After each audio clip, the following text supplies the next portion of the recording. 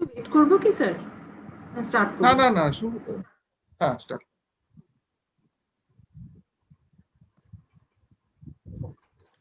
Good morning, students. Today we will be conducting the first lecture session of the series on algorithms for problem solving. And we are privileged to have with us Professor Shopan Bhattacharya, who will be delivering, who will be talking in every session of the series. So before we begin, I would like to give a brief introduction of Professor Shopan Bhattacharya, sir. He is presently associated as a professor in the Department of Information Technology of our university. He is a former professor in the Department of Computer Science and Engineering, Jadavpur University, Kolkata, from 1997 to 2017. He has also served as a director of National Institute of Technology, Surathkal, from 2012 to 2015, and also as a director of National Institute of Technology, Durgapur, from 2005 to 2010. So I would now like to request, sir, to please begin the lecture session. Thank you, Dr. Sobdata. Good morning to you all. I'm audible, right? Yes, sir. Yes. Okay, good. So once again, good morning to you all, students. It's a pleasure to be talking to you, but of course, the pleasure would have been much more if we could interact as we normally do in the physical platform, where I can see you all. But okay, we have to live with it depending on the current scenario. But I would like to thank MAKAUT for providing such a wonderful platform. I hope it will work till 1 hour.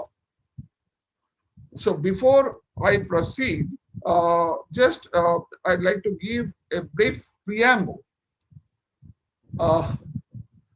As a student, teacher, researcher of algorithms, software engineering, data analytics for more than maybe 25 plus years, I do always believe that algorithms is one subject which should be taught to the students right at the school level.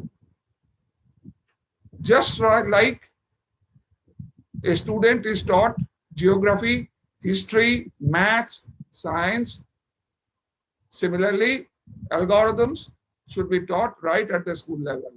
And a student of every discipline must have some idea, some background knowledge about algorithms.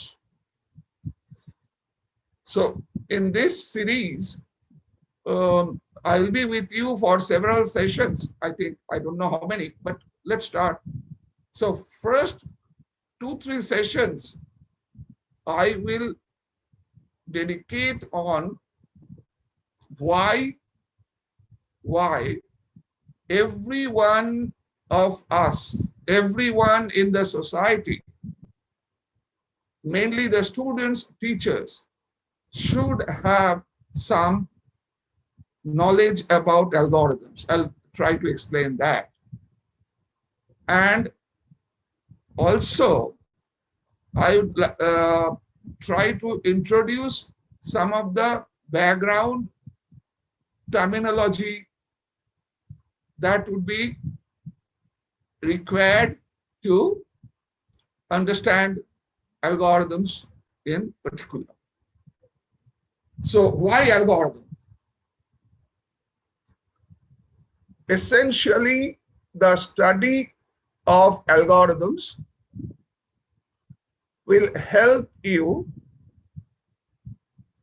to understand, analyze a problem with rational, logical, and analytical mindset.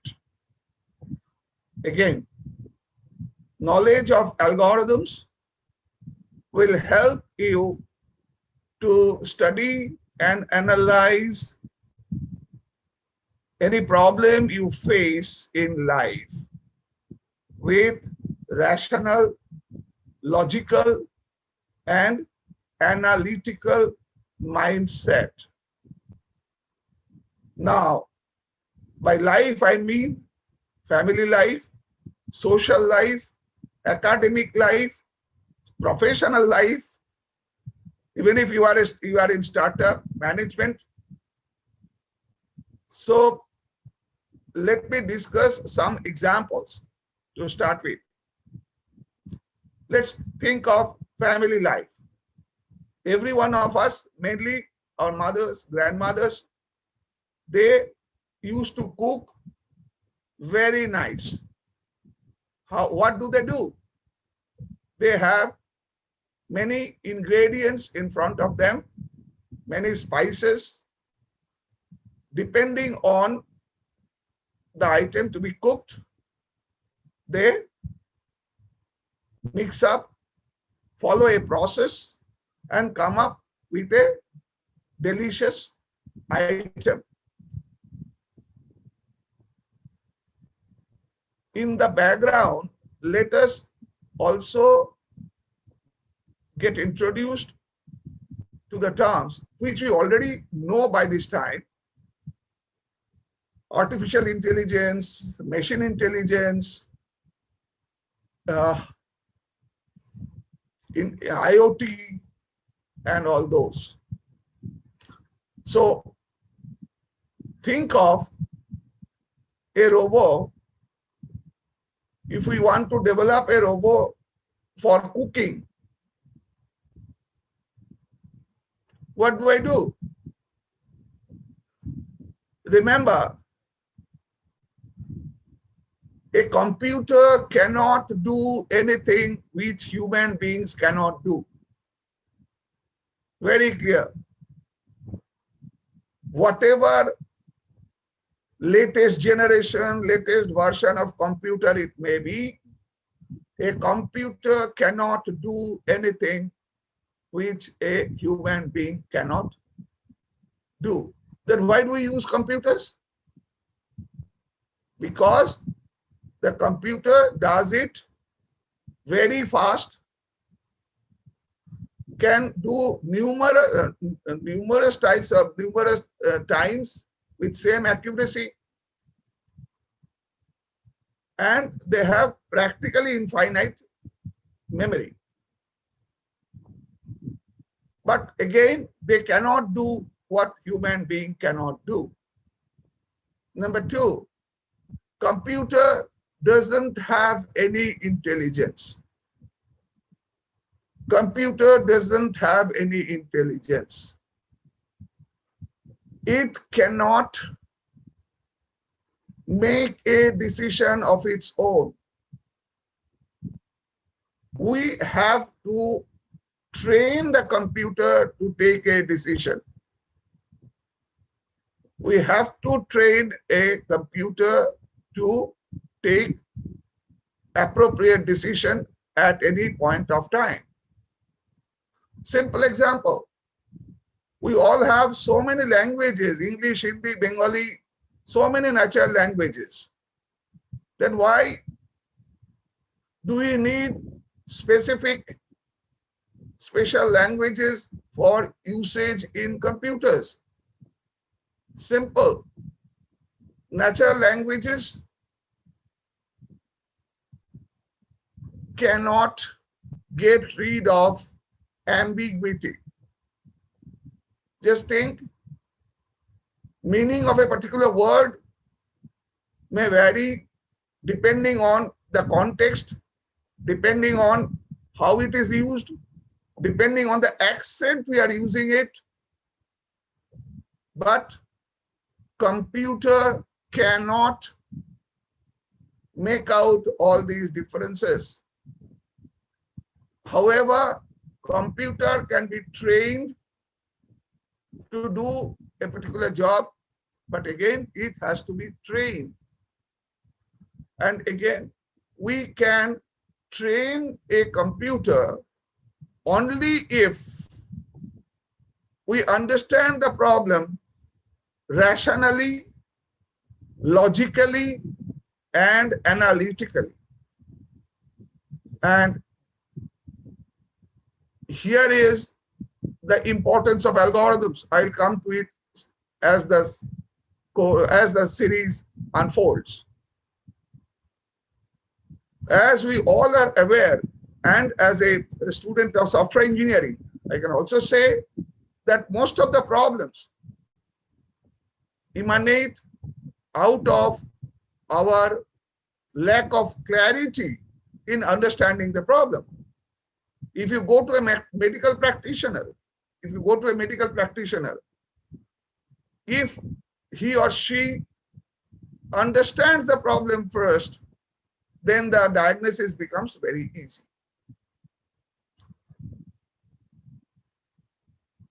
Let us take another example.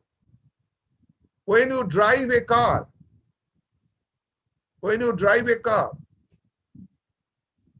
you have to regulate the speed of your car depending on the speed of the car ahead of you as well as the car behind you. If you want to overtake a car, just see how much computations you do, probably unknowingly, before you take the decision to overtake. When you approach a crossing, you see the signal. Depending on the color of the signal, just imagine how much computation you do in the back of your mind to regulate the speed of your car.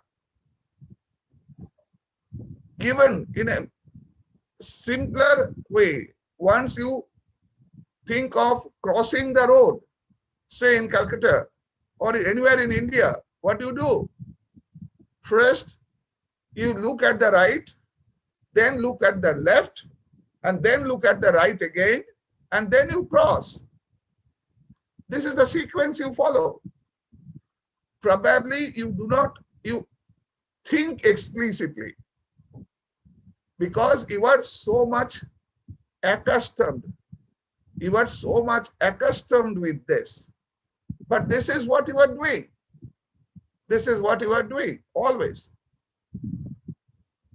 Today, it's almost clear. But remember, for crossing the road or driving in the road, if you do the same thing in US, you will do it differently because they follow different rules. They follow different rules. So whatever approach you do depends on the environment also, depends on the rules which are followed there. Think of any problem in any issue in academia. Let's think of any student who is in geography.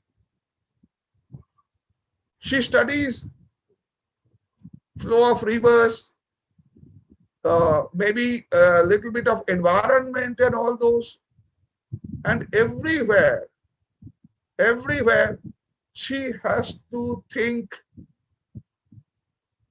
why some particular events are like that only. As for example, if you study the environment in India, you will see most of the polluting areas are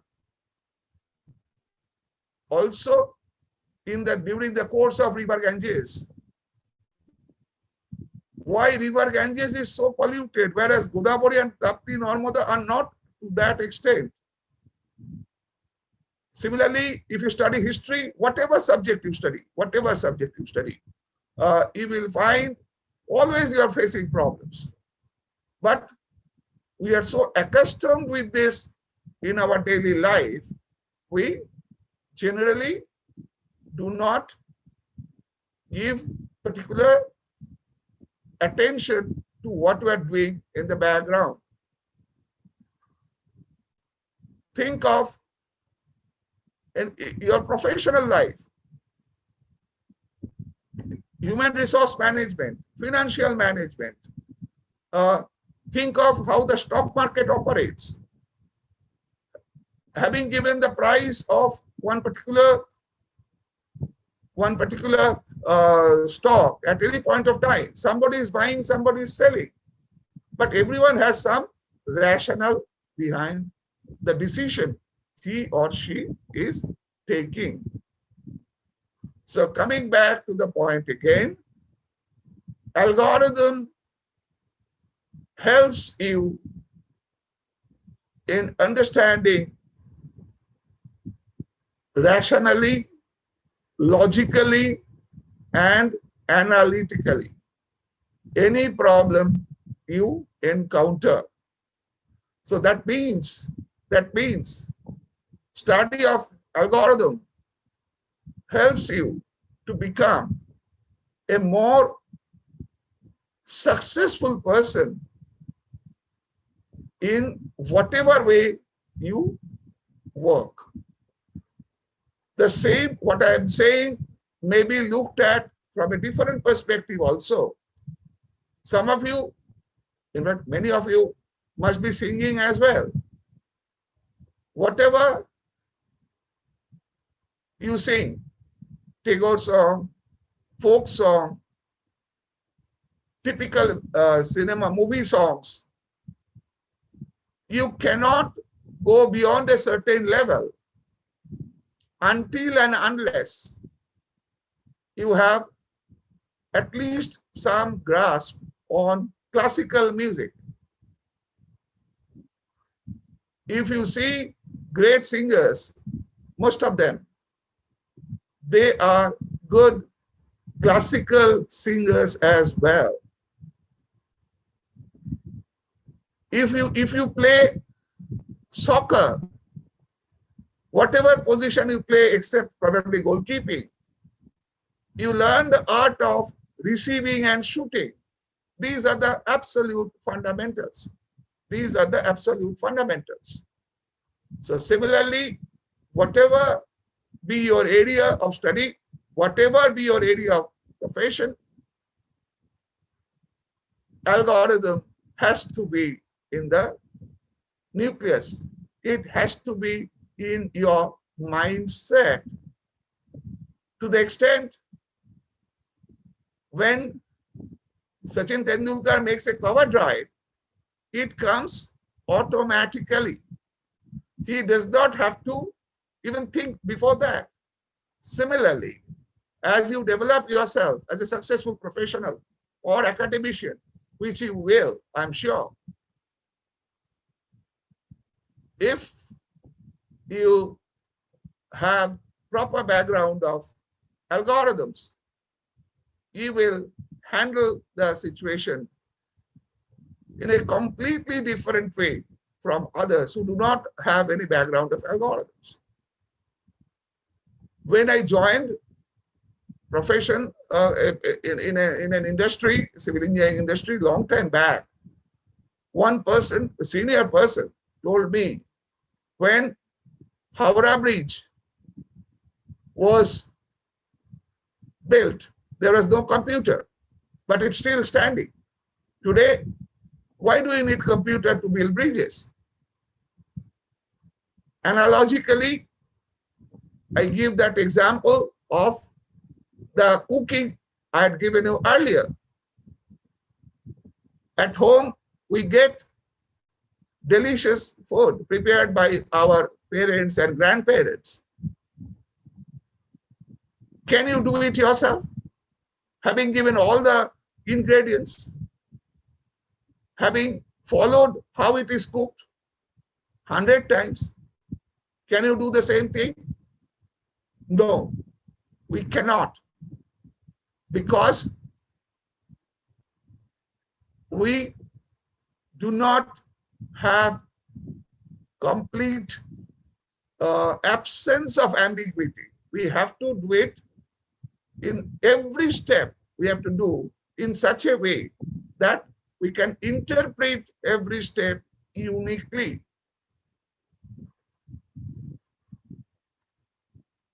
In this context,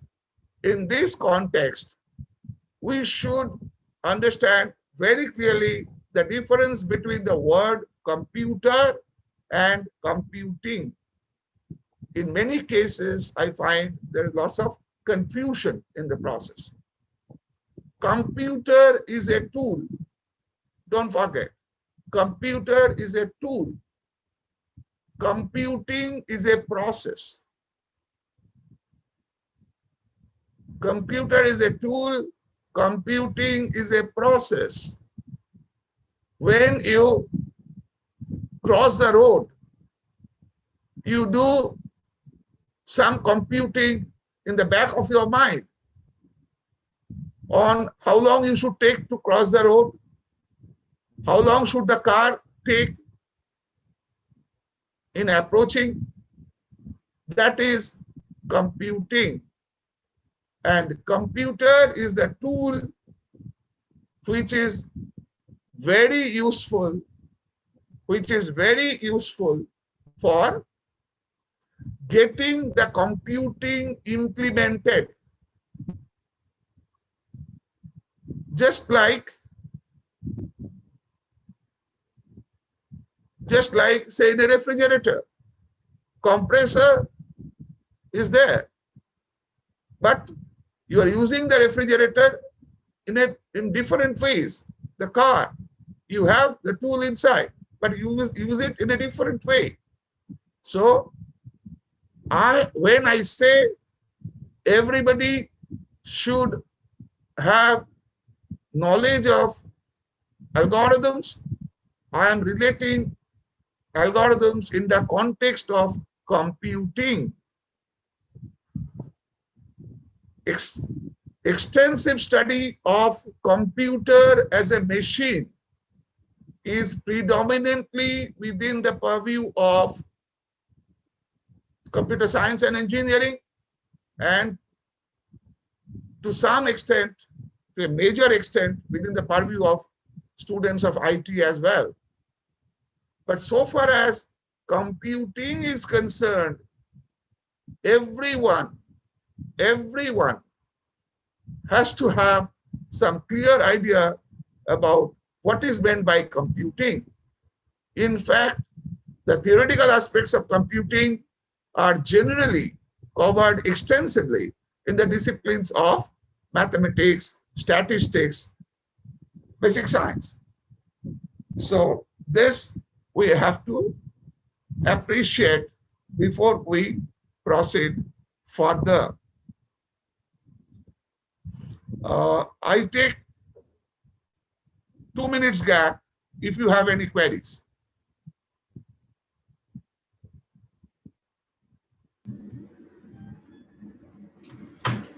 Yes, if you have any queries, you can raise your hand, students, or you can write in the chat box also.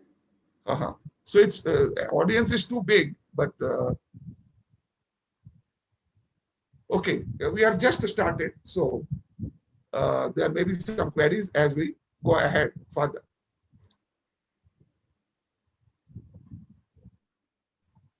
Okay. There were several raised hands. Okay. But yes, ma'am. Yes, you can ask one at a time. Saptarishi Mandal. Yes. Which department? Please mention. Saptarishi Mandal, if you have any question.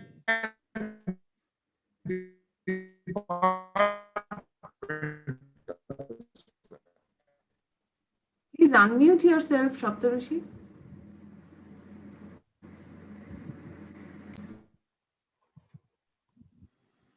Saptarishi Mandal. Let's go ahead and then we will. Sir, there are questions in the chat box. Go ahead. Is coming in the question answer section. So what is computing? Asked by Labani Hembram. Okay. And any other question? Yes, sir. Sir, what? Yes, sir. Nitai Sutradhar. Sir, what pre-knowledge I should have for computer vision learning? Okay. Okay, fine. What is computing? Yes, this is the crux of our discussions. Without that, we cannot go ahead with the algorithms. First of all, we have to understand the difference between a computer and a calculator. A computer and a calculator. What is the difference? Calculator only calculates and computer computes. What does it mean? Think of a calculator. You are supposed to add 100 numbers. How do? Type the numbers and add plus sign and you get the result. If you want to do the same thing in a computer, what do? You write a 3-line code and then input the numbers. So, what is the difference? Just think carefully. While calculating, you have to type the plus sign also 100 times. Whereas in computer, you don't have to type plus sign 100 times. You have to type it only once. That means a calculator can store only data, whereas a computer can store data as well as instructions.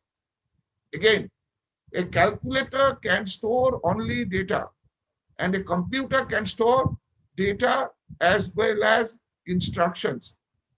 This is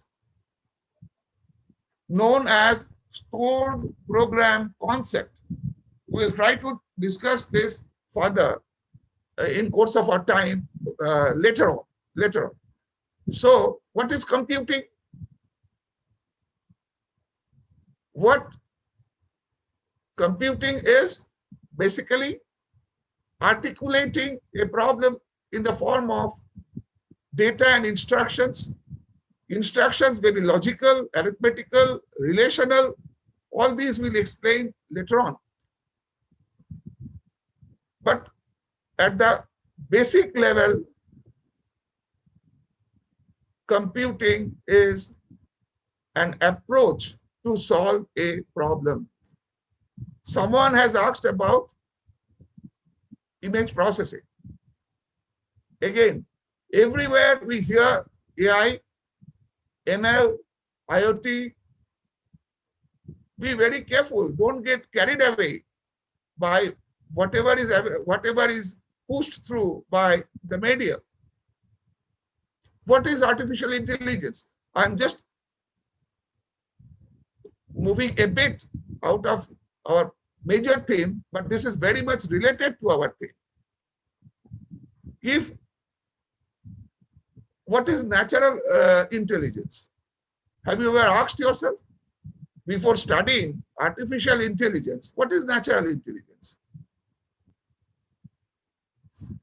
When a baby is born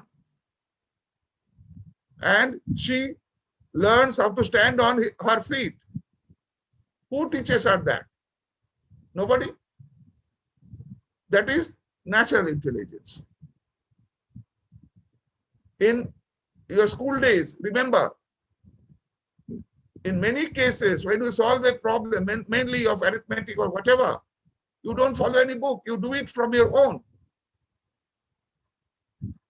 So what you do it naturally is natural intelligence. Then what is artificial intelligence? There, having given a problem, you maintain a huge database in the background. Huge database in the background. And when a problem comes, you try to match this particular instance of the problem with some instance already available in the database and try to take help of how the problem was solved at that point of time.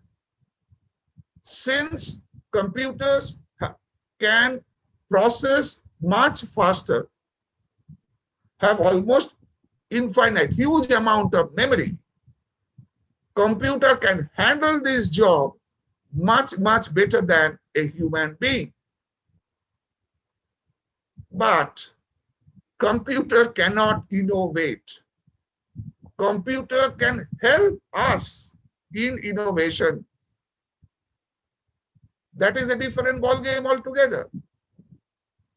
Just as the example of the cooking I had given, if you have a database, of thousands of items, step-by-step process, how to cook it, and then you can train a computer, you may call it a robot or whatever, having given an instruction to prepare one particular item, that computer can search out of that huge databases, make some changes, but that changes also you instruct the computer to make, and then you get it done. So in that case, the product, the output will be independent of the person who is developing the product. Again, just I have to talk here. I have to talk this here. So it you see very commonly when you buy any shirt or any item, handmade items are always much more expensive. So this is the difference between computing. I've already told you, just introduced you about stored program concept. This artificial intelligence, now you at least understand the meaning of the term. Intelligence put to use on the basis of experience. And we also program the machine in such a way, that the number of instances in the repository keeps on increasing. It's a huge subject to study it in a different, but again, then what is machine learning? Now we know machine means here I'm talking about computer. Computer cannot do anything of its own. So if you want to get something done through the computer, you have to make it learn. You have to make it learn. Again, it's a huge subject, but basic philosophy is how to make it learn based on previous knowledge, or can it develop some derived knowledge out of whatever you have in the repository. IoT is also a similar thing, but we will give that example in IoT later on. So coming back to the initial point I make, why should we study algorithms? We study algorithms because it helps us in developing appropriate mindset to analyze any problem we face rationally, logically, and analytically. Think of any home science application. In a room, you have to put your so many furnitures. What is the best combination? What is the best combination? Again, a typical problem with so many constraints with so many boundary conditions. How do you do that? I take just 1 minute break again.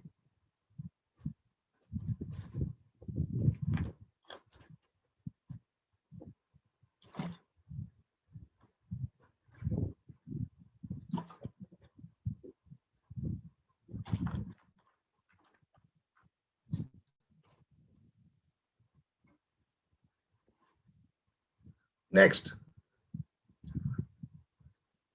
to get ready to study algorithms in proper depth now, we have to also understand what some associated terminologies which we may have to refer to during the course of our discussions.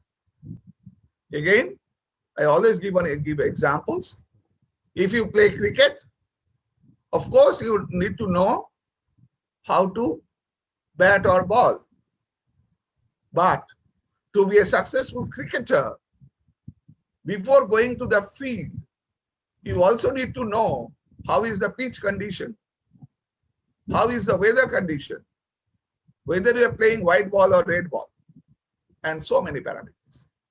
In course of discussions on algorithms, we'll be using many terminologies.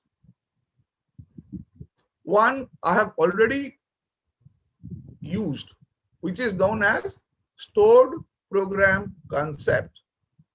Basically, a scientist by the name of von Neumann has V-O-N-N-E-U-M-A-N, had introduced this. But again, it's a bit difficult. We'll come to it later on. Let us try to demystify some of the terms we use very commonly, but we do not know what it is. First of all, we use the word system. What is a system? Every now and then, people refer to a system.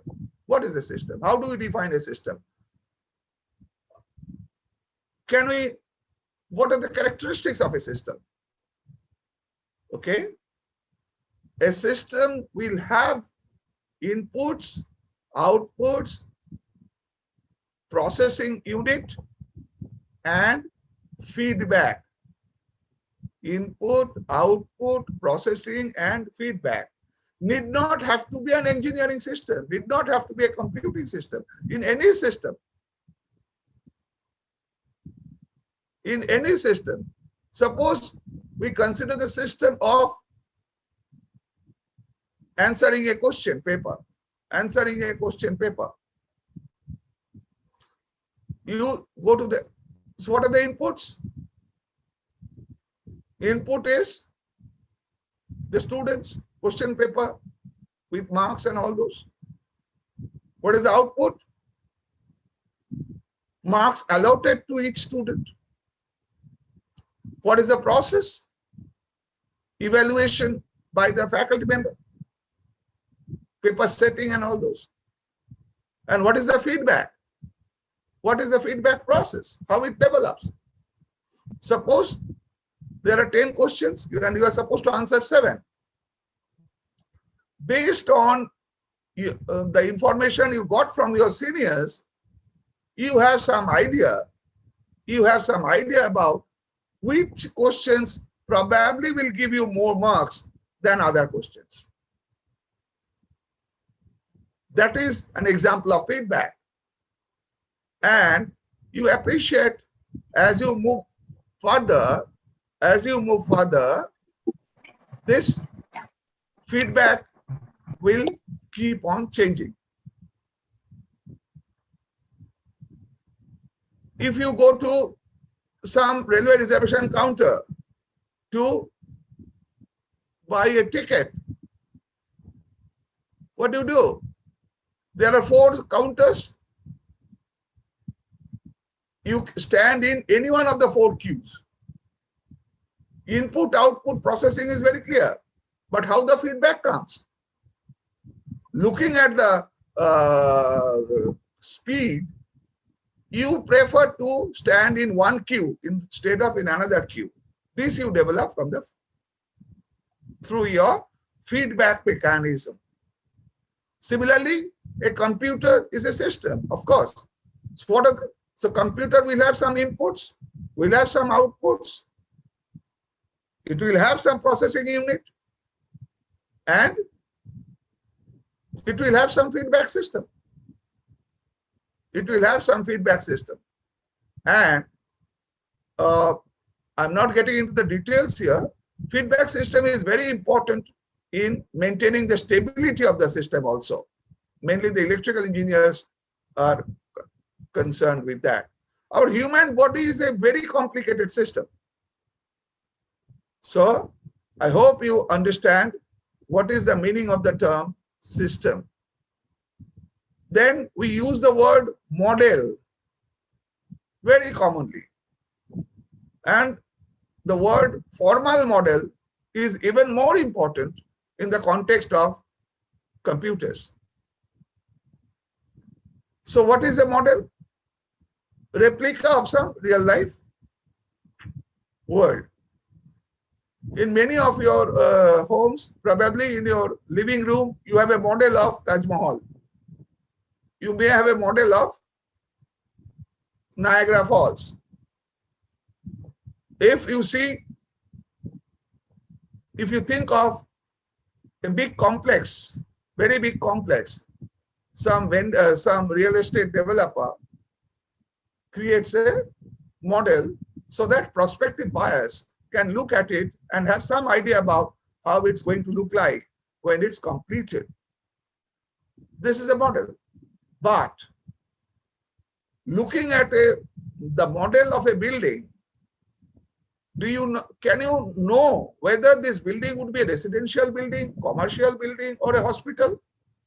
No idea. If you put a red cross in the building, now you know this is going to be a hospital. And then it becomes a formal model.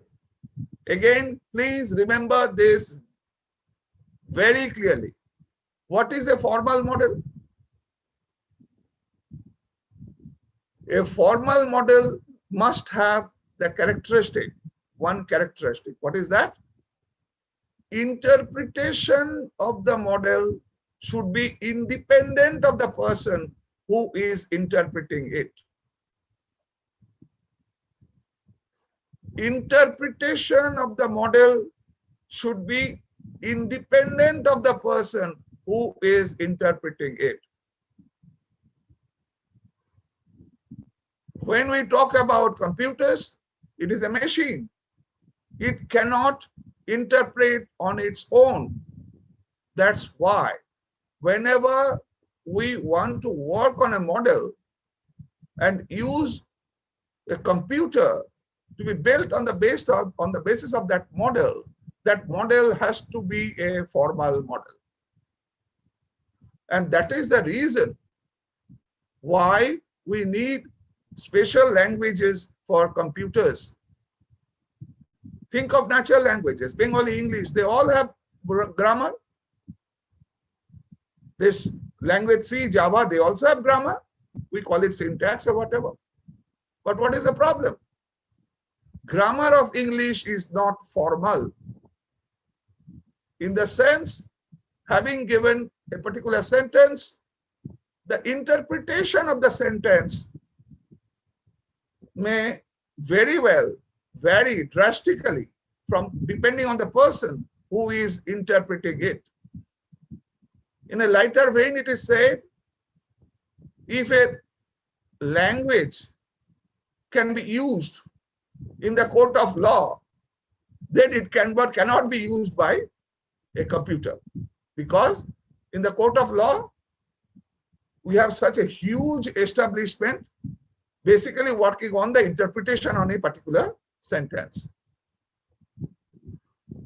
Again, I'm saying, please do remember this, that for any application to be developed and for which we have to use computer, the underlying model has to be a formal model.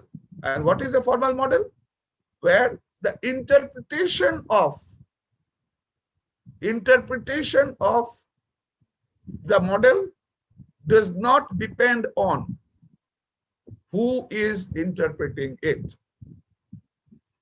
In fact, this is the underlying concept of algorithm design in the background, of course. In fact, let's get down to even further basic level. When we talk about computers, we talk about nowadays predominantly digital computers. Are we really aware of the difference between a digital and an analog machine? Analog is continuous and digital is discrete.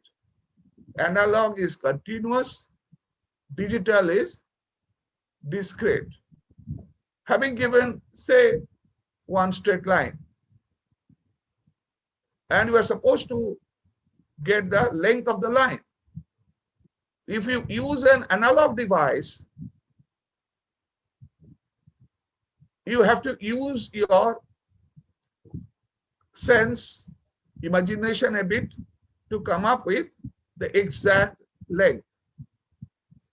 On the other hand, if you use a digital technique, you do it in terms of discrete, smaller blocks. Digital means discrete, analog means continuous. For any measurement process, analog has the potential to be more accurate. I'm using the word potential very carefully. Why? Because this is dependent on, very much dependent on the person who is measuring it. On the other hand, if you use a digital technique, again, depending on the extent of the technique you're using, digital may not be that accurate, but it can be very close to that in terms of accuracy. But one thing is very sure, that the result will not depend on the person who is measuring. Result is independent of the person.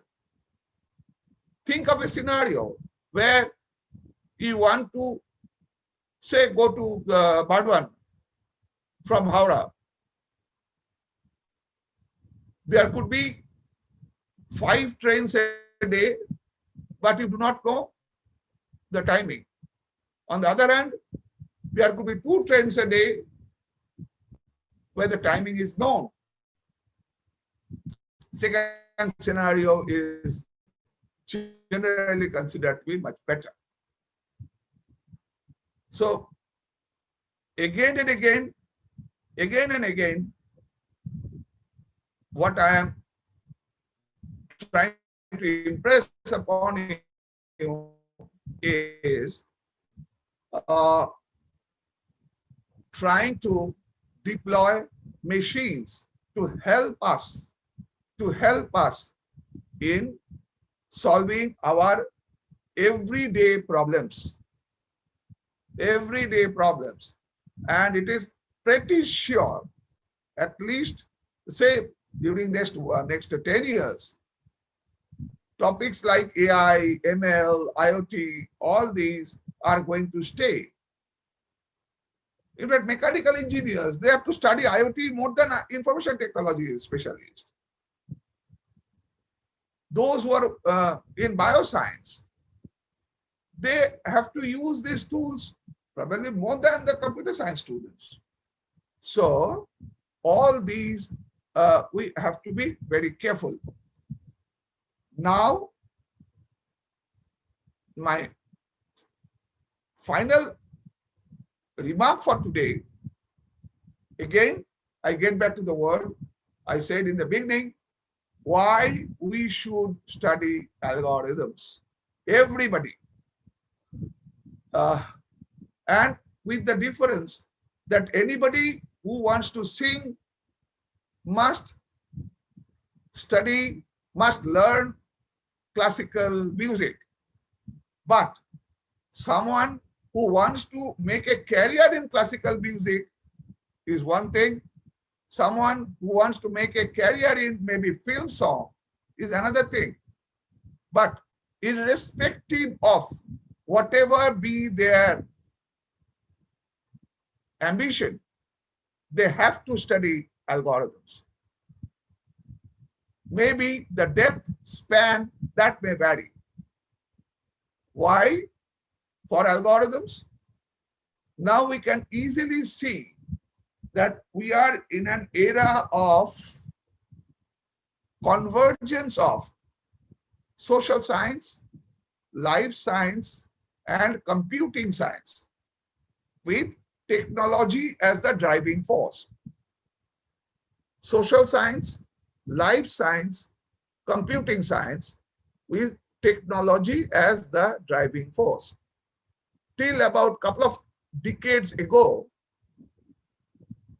computing was mainly restricted to scientific applications. Mainly restricted to scientific applications. Think of any applications more than 2 to 3 decades back. But today, it is not so. We are trying to apply computing for social science, life science, and computing science.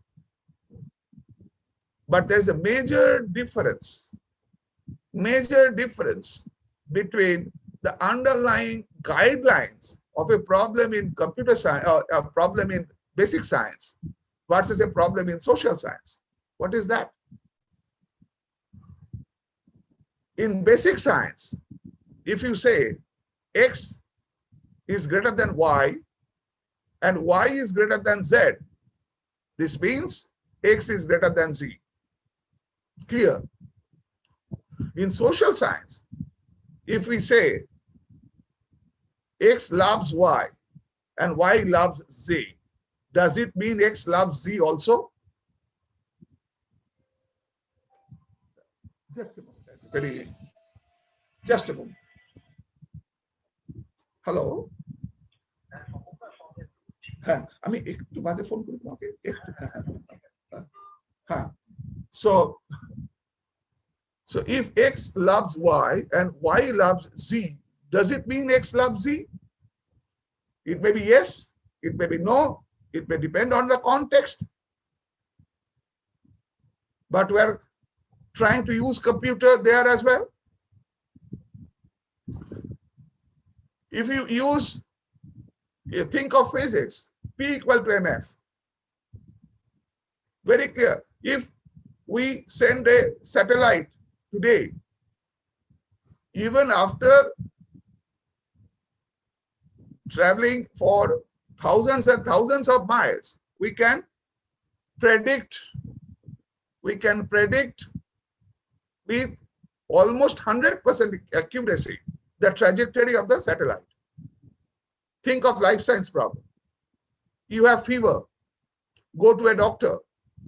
Doctor gives you paracetamol and tells you that you will be cured in 7 days.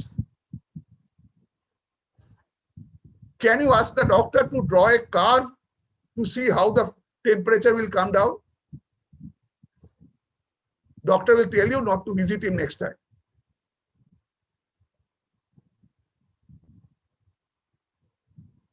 So, in basic sciences, the problems are much more structured.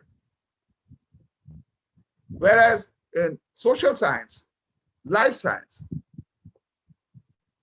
those are mostly unstructured.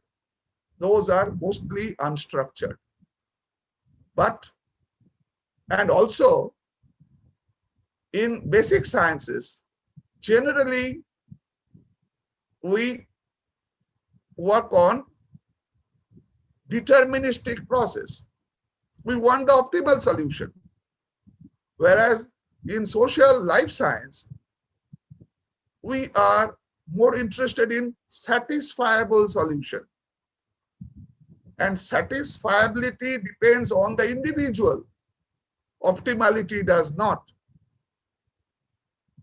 If you go to a doctor to get your fever cured, are you that serious that it has to be cured by 6 days, 7 hours, 20 minutes? But think of a satellite. There you have to program in terms of years, days, and months.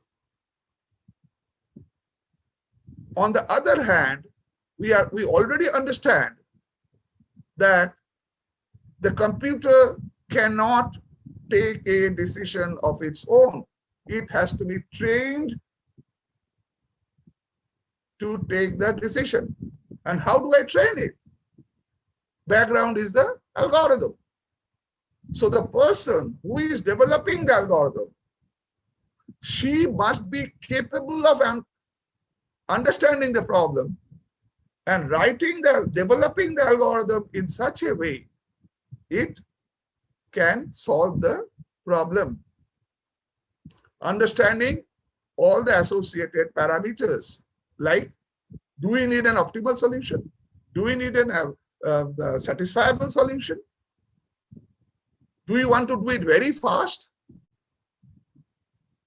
Do you have any constraints on memory? And all those? All these have to be kept in mind. And that's the reason that each one of us have to develop a mindset to understand the importance of developing algorithms in a proper manner. I think we can conclude today. Dr. Somdatta? Yes, sir. Going Yes. beyond 1 hour may be difficult for the students. So we can take the question answers? Yes, of course. Yes. Of course. Prem, can you just read out the questions? Yeah. Yes, ma'am. Ma'am, the question is in the chat box from Suman Ujha. Which Give book me the should we background. follow? Which background, which department and which year? Yes, sir. So, Suman Ujha, if you can write your stream and your course, For any then question. it will be easy. So the question was, which book should we follow for learning algorithm professionally as beginner? Second year branch CSC. Yeah, he is here. Yes. I think if he unmutes himself, he can directly ask the question. Suman, Yeah. just you unmute your mic. Hello. Yes, yes. Sir, which book should we follow as a beginner professionally to learn the algorithms? So you are in computer science? Yes, sir. As a computer science student, you must have at least 10 books on algorithms. Have you seen the almeida of any lawyer? How many books they have? Of course, I'll name some. Of course, I'll name some. But irrespective of your discipline, you must have 8 to 10 books on algorithms. Okay, I give you some names, and I'm sure your teachers in the department will also give more or less the same names. Coreman, very common book. Harvit Sahani is, there are 2 books, one on data structures and one on analysis of algorithms. For this course, it's better to have analysis of algorithms. So Coreman, analysis of algorithm, Harvit Sahani, Kleinberg and Tardos. This book is not that common in India now, but I would strongly suggest to consider this as the textbook. Both Kleinberg and Tardos, they are faculty members of Cornell University, and that book is written very well. In fact, I rate them as the number 1. Kleinberg and Tardos. Then there's another book by Sanjay Dasgupta and Papadimitriou. That is more on problems related to mainly graph theory and combinatorics. At least these 4 books you must have in your almirah. And please read algorithms and data structures, graph theory, combinatorics first before diving into the ocean of AI, ML, and all those. Don't get carried away by those big jargons. Don't get carried away by those jargons. Algorithms and data structure, concentrate on that. Okay, Yes. sir. Okay, thank you, sir. Okay, next. Next. Sir, we have Jayanta Pramanik. Jayanta Pramanik, please unmute your mic. You can go. Jayanta Pramanik. Yes, sir. Yes. Where? Yes. Which department? Which year? I am first year from MCA student in MAKAUT. First year? MCA student. MCA student. Okay. Sir, what is the difference between soft computing and hard computing? What is soft computing and hard computing? Good, good. This we'll discuss in the next class. It will take some time to explain. Okay, sir. Please remind me, but I'm sure I'll remember that. Okay. But again, don't get carried away by those jargons. Don't get carried away. Yes, we need to understand the nomenclature. Yes. Next. Next, sir, Ankan Ghosh. Department. Yes. So I think he's left because some internet issue. Arijit De. Arijit De, please unmute your mic. Arijit De, yes. Hello, sir. Yes. Good morning, sir. Good morning. Sir, Yes. my question is, sir, what is the Again, difference between... which year? Which year? And Mention which? your year and Sir, I'm from BSc IT, a specialization in AI, from second year. Okay. Sir, my question is, what is the difference between algorithm and pseudocode? Yes. Very good question. Again, this we'll take up in the next class. Okay, okay. Thank you, sir. Thank you. Okay, yes, go on. Take it. But he can listen to you, sir. Is there? Yeah, he's not Arijit? here. He can He listen. can listen. Yes. Just in a word, and since you are in IT, an algorithm has to terminate a program. I'm not talking about pseudocode, I'm talking about a program. A program may or may not terminate, but it may not be easy for general students to understand. So I will explain this in the next class. Okay, a program, an algorithm has to terminate, which is not necessarily true for any program. Yes, next.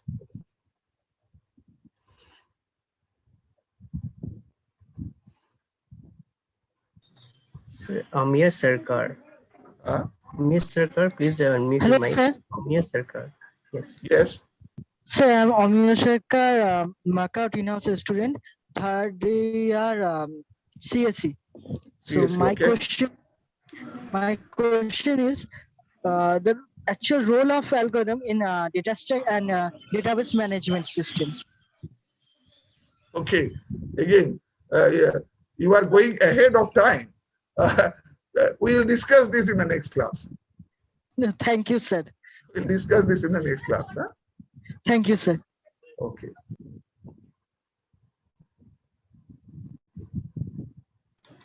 Good. I do enjoy having questions. Any further question? So it seems that you are not sleeping.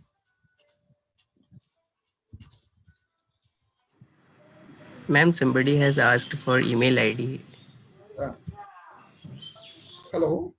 Regarding email ID, if you have any questions, you can directly write to the webinar ID and we will forward it to sir. Okay. Prem, you can just write the ID of the webinar team. So they can write to the webinar team and then we can forward it to sir for his comments. Or we will be listening to sir every week. So you can directly ask him. Look, you can mail directly also, but after I take 3-4 classes. Yes. Because otherwise what will happen, some of the questions you have asked right now, this we'll discuss in the next class. So it can be too premature for them, because in any case I have to answer so many mails every day. So so many mails. So maybe after several lectures, then it will be better. You can write to me directly. And after the lecture sessions, they can always ask questions directly also. Sure. So I think, sir, we have... Actually, the most challenging part for us is to make sure that at least most of the students are not sleeping. That is the problem. Yes, sir. So it seems that at least some of them were awake. Yes, it was a very interesting session. Okay. So I think we do not have any further questions right now. And so I would like to thank sir for spending some time with us from his busy schedule. It was really a very nice introductory session today. We'll continue. Yes, sir. And before I conclude, I have one message for the students, that we are living through a very difficult time. I'm sure many of you are in very difficult situation in family, friends, and all those. So take adequate and appropriate care for yourself as well as your family members. Okay. And one more announcement that I would like to make is the next session will be next week, same day, same time. Okay, sir. So we can close. Yeah.